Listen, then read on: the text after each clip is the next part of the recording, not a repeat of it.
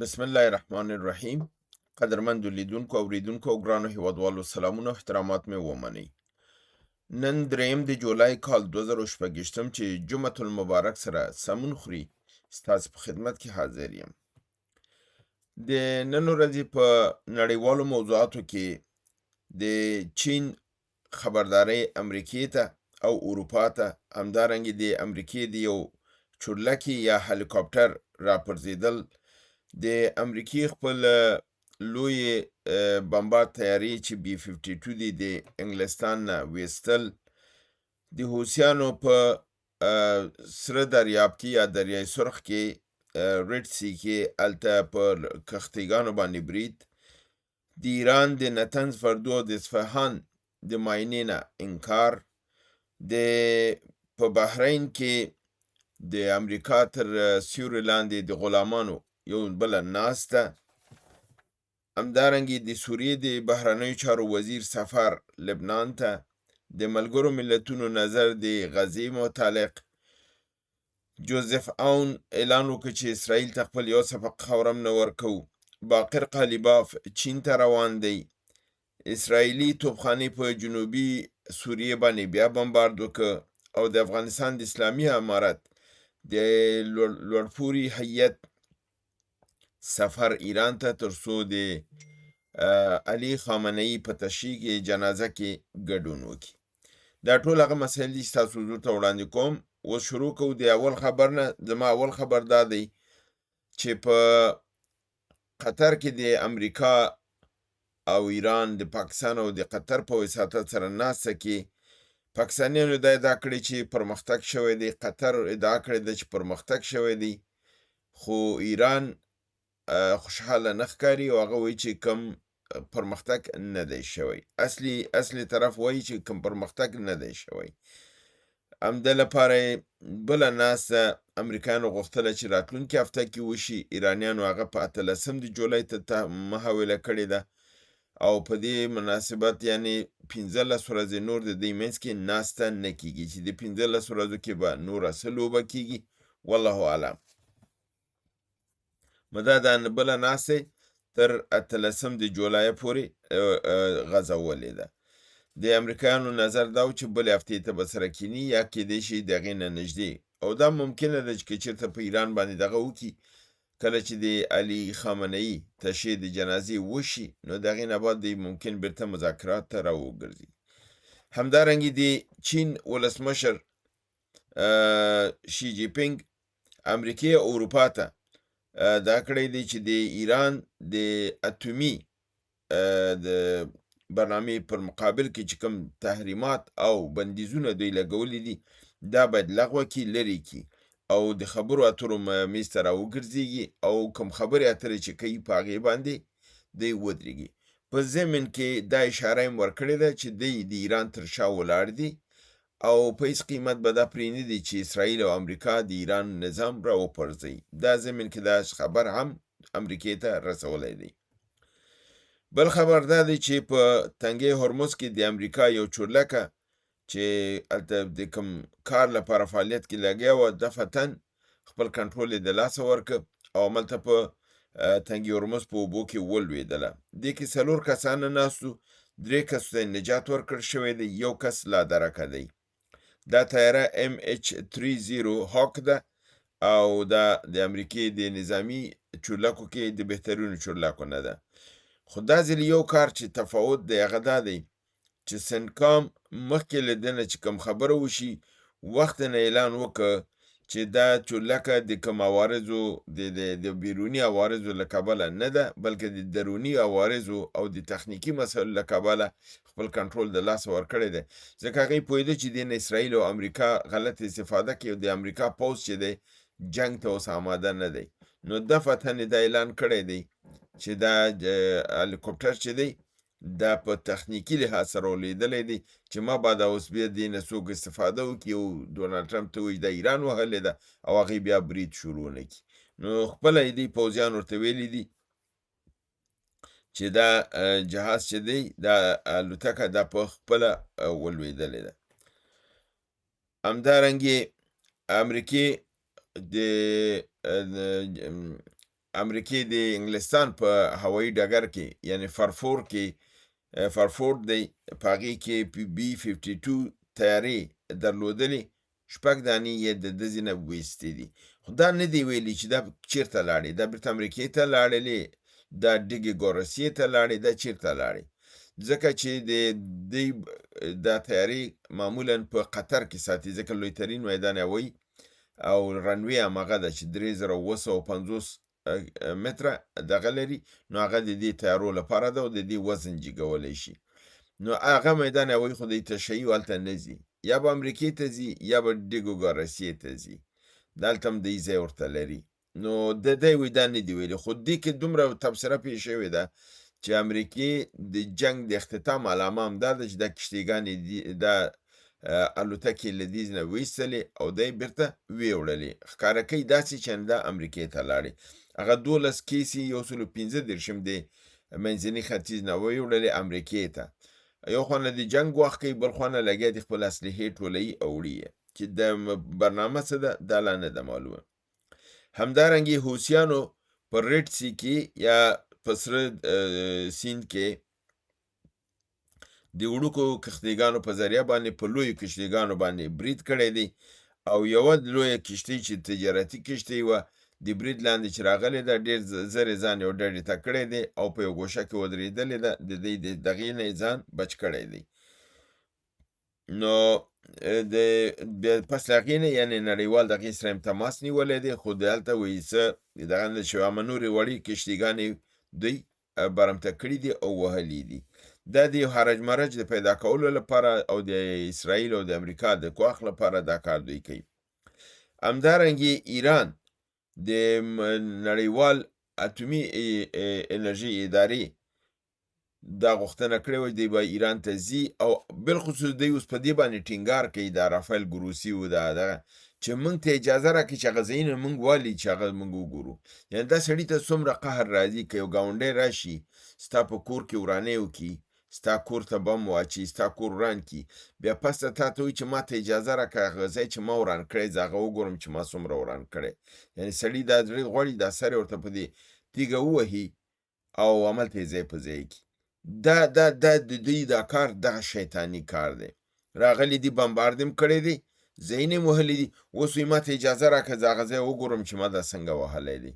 ایران هم د نر بچو ورته دا ویلي دي چې نه نتنز، نه فردو او نه اصفهان، دا 3 واړه ځایونه دوی والي. دلته اصلا اجازه نشته تاسو لاړ شئ، خو هم چې هره لوبه چې کوئ وکئ، بس اجازه نشته دی. که راځئ د تهران اټومي بټۍ ته به ځئ او بوشهر ته به ځئ، هلته نورمدي هغې ته به ځئ، دا چې تاسو وهلي دي دلته به نه ځئ. او دې کې د ایران منطق څه شی دی؟ د ایران ډېر منطقي دلیل لري د لپاره، داسې نه ده چې هوایي ډز یې کړی دی چې تا لکه له ما چې وویلې سړي قهر راځي په کاڼي ووهي. نه، ایرانیانو دا خبره نه ده، دا خو ما خپل افغاني هغه سټایل کې هغه خپل دغه مې وکړه. د ایرانیانو دا دغه دی چې هغوی وایي چې دا د آیي تر چتر لاندې و دا مراکز دا بټیګانې، او چا چې ان پی ټي امضا کړي د آیي هیئت په د هغې مملکت ته ځي راځي، د هغې مملکت اټومي دستګاهګانې د آیي چتر لاندې، هر ملک هغې ته خطر مخکې آیي به د هغه نه دفاع کوي، در حال چې آیي په خپله شیطانت وکړه، ریپورټ یې ورکړه امریکې ته او اسرائیل ته، او هغې راغله دا ځایونه یې بمبارد کړه. نو د ده لپاره ایران موقف ډېر صحیح دی چې ته ورانۍ هم کې، رذالت کې، خباثت کې، راځي راپور اخلي هغوی ته ورکوي، هغوی راځي دا بمباردوي، بیا اوس راته په زخمونو د مالګه راشیندي چې اوس د دې نه تازه امریکا ته نور راپور ورکړي چې تا دا نښه سمه ایښتې ده او که غلطه دې ایښته. ایران خو په دې پوهېږي دا قصدن دا کار کوي، ځکه امریکایان منتظر دي وګوري چې نتنز یې څومره خراب کړی، اصفهان یې څومره خراب کړی دی، او همدارنګې فردو یې څومره خراب کړی. نو دی لپاره ایران ورته وایي چې نه، چې هر څه شوي دي شوي دي، اجازه نه درته درکوو، لاس د خلاص. دا موږک قواره یې نیولې ده د رافایل ګروسي، دغه موږکان به یو د ریچارډ بنټ او یو د رافایل دا دوه موږکان دا به د نړیوال سټیج نه کله ورکیږي. دا دوه خبیثه موږکان د یهودیان دا مې داسې بدې شي د دومره نفرت د دوی نه لرم. دوی زمونږ په ټوله اسلامي نړۍ کې په دین و عزت و شرف باندې زمونږ دوی رشخند وهي او دیده کې او نړۍ ورته ګوري، ځکه دا یهود الاصل دي. دا دوی دومره عمیقه دښمني د اسلامي نړۍ سره لري چې د بالکل اندازه نشته دی. نو د دې اساس باندې د ایران موقف بالکل د نړیوالو قوانینو سره برابر دی چې تا ونشو کولی زما دغه وساتي اتومي بټۍ او ستا وظیفه دا وه چې دا وساتي، بلکې ته پاسبان نشولې، بلکې ته د هغې د ورانولو لپاره ته دې نه راپور واخیسته، غلط د اسرائیل او امریکې ته ورکړه، هغوی برید وکړه او ته لرې ناست وې خندل دي. الله دې تباه کړه. بل نړیوال خبر چې نن ډیر زیات داغ او ګرم و هغه دا دی چې په بحرین کې د خلیجي ملکونو او د نورو ملکونو چې ځکه خلیجي ملکونو خو هلته ټول ودي دا نه مجموع کې 12 ملکونه و په بحرین کې د سنکام د امریکا تر چتر لاندې د مرکزي قومندانۍ لاندې ټول د فوزیان د نورو ملکونو چې په هغې کې د مصر مو، سعودي مو، یمن مو، امارات مو، قطر مو، بحرین مو، کویت مو، لبنان مو، سوریه مو، دا ټول هلته داسې ناست وو لکه غلاسونه په نامه او تسلیم شوي. یعنې موږ ویلی چې د ایران دغه مبارزه وکړله او دوی به د غلامۍ نه نور خلاص شي وبوځي، خو همدا سید جمال الدین افغاني خبره ده و چې یو ځلې څوک په غلامۍ عادت شو که د یوې حلقې نه یې وباسي بلې حلقې ته پخپله ننوځي. دی په خپله د غلامي خوښیږي، دی نه خوښیږي چې آزاده اوسي. سنکام راغلی ټول د خپل بچو غوندې کېنولي و دا ټول ورته ارامه ناست وو. هغه ملکونه یې غوښتي و چې هغه پخوا په دې ناسته کې دی نه غوښتل چې هغې کې لبنان، سوریه او یمن و، او هغه ملک چې پخوا غوښته عراق هغه یې نه و غوښتلی. عراق یې ولې نه و غوښتلی؟ د هغې علت دا دی چې عراق د ایران سره نږدې شوی دی او دا د امریکایانو په طبیعت سره نه برابرېږي. نو سنکام مرکزي دی ناستی عراق نه و راغوښتی. دا هغه ډېره باریکي مسله ده. سوریه یې غوښتې وه چې پخوا یې نه غوښتله، یمن یې غوښتی و، لبنان یې پکې غوښتی و، دا نور خیر غلامان دي دا راتلل د امارات او قطر و بحرین و کویت و دا راتلل. نو په دې اساس باندې او بل د ایران د ده سخت وغنده دا ناسته وی ویلې چې دا د تفاهم لیک چې شوی دی د دوی ترمنځ هغه تړون چې شوی دی د هغې د 2 او د 9 مادې تخلف دی کړی دی. یعنې هلته د دوی دا دغه شوی دی تعهد شوی و چې د تنګي هرمز کنټرول به د ایران سره وي، هلته لیکل شوي دي او دی وایي چې دی راځي دا کینوي او هلته د تنګي هرمز په کنټرول باندې خبرې کوي بې له دې نه چې ایران هلته موجود اوسي. دا تخلف دی، دا غلطي ده چې دوی کوي. تړون امضا کوي بیا د هغه نه خپې بهر وباسي او همدارنګې هلته دام دی چې امریکا به د دې سیمې په امورو کې مداخله نه کوي او بل دا دی چې دوی به خپل نظامیان د دې سیمې نه ټولوي. دوی لګیا دي په سیمه کې ملکونه راټولوي او د ایران په مقابل کې دسیسې کوي چې دا پخپله د تړون تضعیفوي او له منځه وړي. بل خبر دا دی چې د سوریې بهرنیو چارو وزیر د لبنان ته تللی دی، هلته د هغې رئیس جمهور جوزف عون سره، صدر اعظم نواف السلام سره او د پارلمان د رئیس بني بیری سره نبی بیری سره لیدلی دي او غوښتي چې د غواړي د حزب الله د مشر نعیم قاسم سره هم وګوري چې دا یو ډېر لوی بدلون دی لپاره دی چې تاسو ته معلومه ده سوریه د امریکې په دغه کې ده، هم د اسرائیل سره اړیکې ډېرې نږدې دي او د اسلامي نړۍ نه فاصله دغه شوې ده او امریکا غواړي چې سوریه د لبنان سره په جنگ کې واچوي. نو دا سفر ما ته داسې ښکاري چې پس له هغې نه فواد حسین د دغې وزیر خارجه بهرنیو چارو وزیر د عراق چې د عباس عراقچي پیام سوریې ته وړی و لپاره د سیمې د اتحاد او دغې فکر کوم چې هغې تاثیر کړی دی او د دوی دا وزیر دی چې دی دا تللی دی لبنان ته، او هلته یې ویلي دي چې موږ په لبنان باندې برید نه کوو او نه د لبنان په مقابل کې ودرېږو. همدې لپاره یې ویلي چې د نعیم قاسم سره ګورو. دا یو مثبت قدم دی، ځکه چې هغې د اهل تسنن دغه کوي او دا د اهل تشیع دی. او څنګه چې ایران د اهل تسنن سره په لبنان کې کومک کوي، که سوریه د اهل تشیع سره په لبنان کې نږدې شي، دا مثبت اقدامات دي. او د دغه مثبت اقدام په رڼا کې دا دغه شوی دی چې دی ویلي نعیم قاسم سره هم دی ګوري او دا اطمینان ورته ورکوي چې سوریه به هېڅکله په لبنان باندې برید ونه کړي. او اسرائیل ویلي دي چې اسرائیل باید د لبنان نه ووځي او دا خاوره پرېږدي. نو دا د سیمې په سیاسي دغه کې یو مثبت بدلون دی. خدای وکړي چې په همدغې لارې ته دوی ادامه ورکړي. ملګرو ملتونو ویلي دي چې د غزې د کورونو ورانۍ د انبار د خاورو چې په دې پروت دی، که چېرته یې د پاکول شروع شي نو 140 کاله پرې لګېږي چې دا ټول دا انبارونه لرې شي. دا دومره زیات یعنې ورانۍ اسرائیل کړی دی چې دغه خاورې انبارونه که ټولېږي نو 140 کاله به پرې ولګېږي. نو کېدای شي داسې یو قهر کې تخمیني خبره یې کړي، خو دی دا خبر کړی چې 140 کاله پرې لګېږي.